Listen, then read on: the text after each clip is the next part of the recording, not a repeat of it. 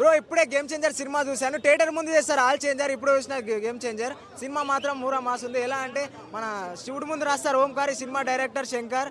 Cinema చూసేసరికి రామ్ చరణ్ గురించి చెప్పుకోవాలంటే హీరో గారి యాక్టింగ్ కానీ పర్ఫార్మెన్స్ కానీ వేరే లెవెల్ అని చెప్పుకోవచ్చు. కానీ డైరెక్టర్ గారు కొంచెం డిసప్పాయింట్ చేస్తారు. అంటే శంకర్ గారి ఫైర్ అంటే ఎలా ఉంటుంది, టాలీవుడ్ ఫస్ట్ ఫిలిం ఎలా ఉండాలి, అసలు వేరేలో ఊహించని విధంగా ఉండాలి. ఒక ఫ్యాన్ బాయ్గా కొంచెం డిసప్పాయింట్ చేసిందని చెప్పుకోవచ్చు.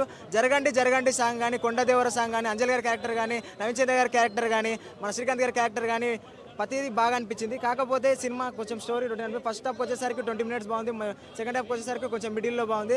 సినిమా మాత్రం రామ్ చరణ్ గారి కోసం మాత్రం సినిమా చూడాలి భయ్యా.